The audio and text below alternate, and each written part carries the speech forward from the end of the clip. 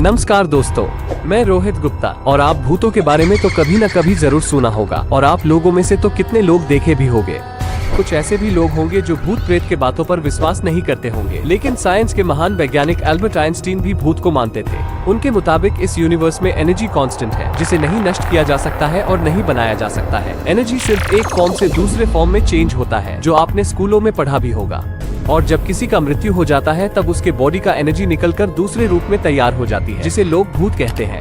लेकिन अब biologically proof हो गया है कि असल में भूत प्रेत कुछ नहीं होता है। ये सब सिम्टम्स सिर्फ हमारे अंदर होने वाले बीमारी और हमारे ब्रेन में होने वाले न्यूरोट्रांसमिशन में आए प्रॉब्लम के कारण होता है।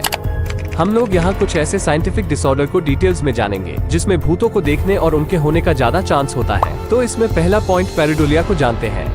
इसमें लोगों को किसी भी चीजों में चेहरे दिखाई देने लगते हैं और वो मानते हैं कि इस जगह पर भूत या कोई आत्मा है। फॉर एग्जाम्पल, आपको कभी आसमान में बादलों में अजीबो गरीबो स्ट्रक्चर बने दिखाई देंगे, जैसे कभी त्रिशूल तो कभी कोई जानवर का स्ट्रक्चर, कभी दीवारों पर कोई फेस।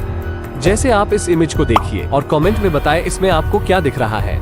अब बात करते हैं दूसरे डिसऑर्डर की, जिसे शॉर्ट में EHS कह सकते हैं। क्या आपके साथ कभी ऐसा हुआ है जैसे आपको जोर से किसी के चिल्लाने का आवाज सुनाई दी हो और आसपास कोई भी न हो? दरअसल ये आवाज आपके अपने ब्रेन से आता है और आप डर जाते हो। इसी डिसऑर्डर को एक्सप्लोडिंग हेड सिंड्रोम कहा जाता है। ये ज्यादातर तब होता है जब आप सोकर उठे होते हो। ये लगभग 1 सेकंड के लिए या इससे भी कम समय के लिए होता है। इस आर्टिकल के मुताबिक एक्सप्लोडिंग हेड सिंड्रोम के लगभग 44% पेशेंट डर का सामना करते हैं।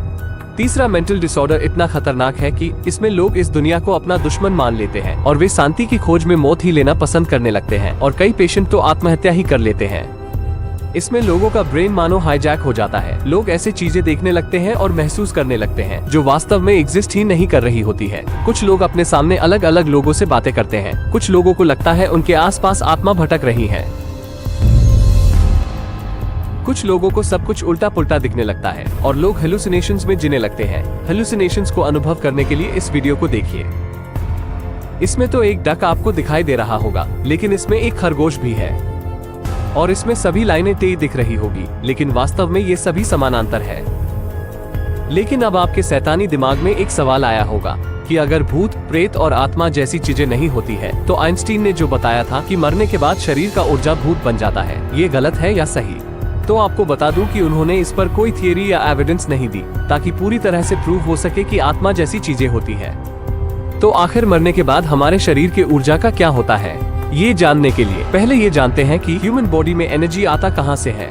तो आपको बता दें कि जब हम कोई भी भोजन करते हैं तो उसमें जो पोषक तत्व और विटामिन होते हैं वे हमारे ब्लड के माध्यम से माइटोकॉन्ड्रिया में जमा होता है और जब हम ऑक्सीजन लेते हैं तो वो भी माइटोकॉन्ड्रिया में जाकर केमिकल रिएक्शन करता है, जिसके फलस्वरूप एनर्जी बनता है और यही एनर्जी ATP के रूप में हमारे बॉडी में स्टोर होता है, जिसको हम अपने काम के लिए यूज करते हैं और हमारे ऑर्गन भी बॉडी को चलाने के लिए यूज करते हैं।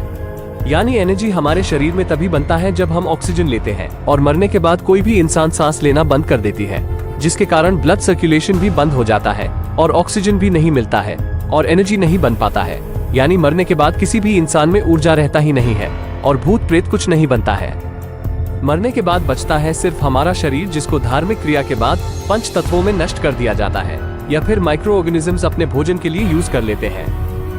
अगर वीडियो से कुछ भी आपको नया सीखने का मिला हो तो वीडियो को लाइक करें और चैनल को सब्सक्राइब जरूर करें और कमेंट नहीं करोगे तो आपको फिर से भूत दिखेगा। मिलते हैं अगले वीडियो में, तब तक जय हिंद।